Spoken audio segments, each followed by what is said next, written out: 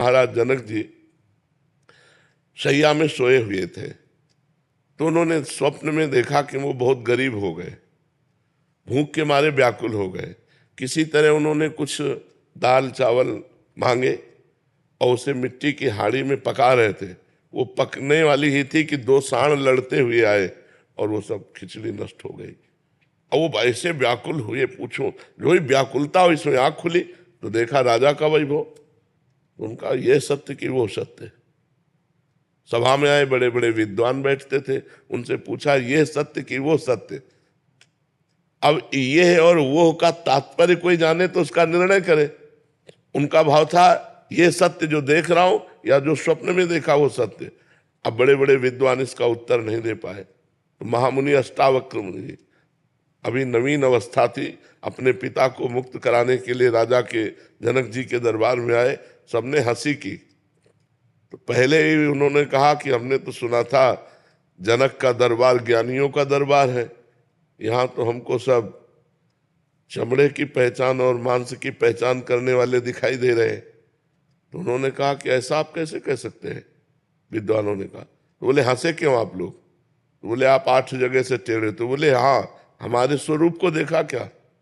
हमारे शरीर को देखा तो शरीर में क्या है? चाम हड्डी मांस।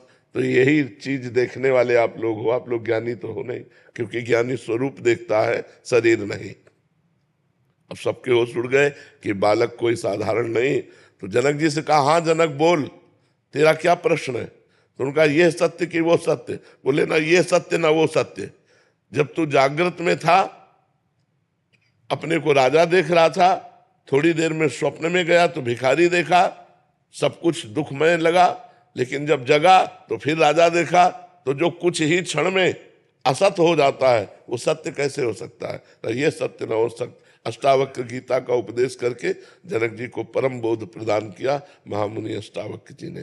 तो ये जब हमारे ज्ञान में आ जाता है कि न जय सत्य न पराजय सत्य, न मान सत्य न अपमान सत्य, तो ब्रह्म की जिज्ञासा रखने वाला सम को प्राप्त होता है, समता। उस समता को प्राप्त होकर के वो समदर्शी महात्मा, चाहे गृहस्थ हो चाहे विरक्त हो, वो महात्मा ही है। वो समदर्शी महात्मा सुख दुख के ऊपर विचरता है ब्रह्म में, ना कि मायाकृत द्वंद्वों में। वो द्वंद्वातीत अवस्था को प्राप्त हो जाता है। अब इसके प्राप्त करने के लिए हम गृहस्थ हैं, हमारे द्वारा सारे कर्म हो रहे हैं, परिवार का पोषण करना, अर्थ की प्राप्ति के लिए प्रयत्न करना, लेकिन ये सब माया का नाटक है, ये जानते हुए ये सत्य नहीं है। जैसे एक नाटक में थोड़ी देर के लिए तुम राजा बना दिए जाओ, या थोड़ी देर के लिए तुम कोई कुछ भी रोल दिया जाए, तो आपको पता है ये रोल मैं कर रहा हूं, मैं सत्य में राजा नहीं हूं। ऐसे ही आपको पता मैं आत्मस्वरूप ब्रह्मस्वरूप हूं, मेरा ये कर्तव्य नहीं है। ये जो कर्तव्य हो रहा है मायाकृत है, 3 गुणों के अंतर्गत है, इसलिए वो कर्तव्य करता हुआ भी ज्ञानी अकर्ता रहता है। वो सुख दुख के बीच में रहता हुआ भी वो सुख दुख का भोगता नहीं रहता। पर ये बात केवल प्रवचन से समझ में नहीं आएगी, साधना करनी पड़ेगी। लोक परलोक के समस्त भोगों से वैराग्य, सत असत का विवेक, इंद्रियों का दमन, मन का दमन, तितिक्षा, सहनशील, श्रद्धा, शास्त्र और गुरु के वचनों पर दृढ़ विश्वास, मुमुक्षुता, मैं मुक्त होना चाहता हूं, तब ये ज्ञान टिकता है। जब कठोर नियमों के द्वारा निरंतर ब्रह्माकार वृत्ति संसार के समस्त कार्य करते हुए, अब आप सोचो अपने लोग तो इतना कार्य नहीं जितना राजा जनक जी को कार्य। राजा को कार्य होता है ना। कोई सोचे कि ज्ञानी महापुरुष क्रिया रहित है बाहर से, तो ऐसा नहीं। वो क्रिया परायण होते हुए भी कर्ता भाव रहित है।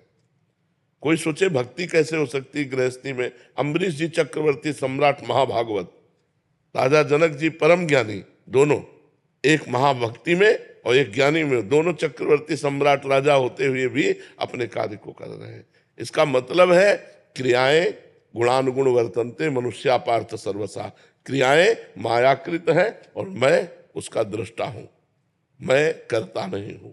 तो कर्ता और भोक्ता भाव रहित महापुरुष ही ज्ञानी होता है, चाहे वो गृहस्थ में हो चाहे वो विरक्त में हो। ये भगवत मार्ग है। इसके लिए जरूरी नहीं कि कपड़ा बदला जाए, इसके लिए जरूरी उद्देश्य बदला जाए, हमारे विचार बदल जाए, हमारा चिंतन बदल जाए।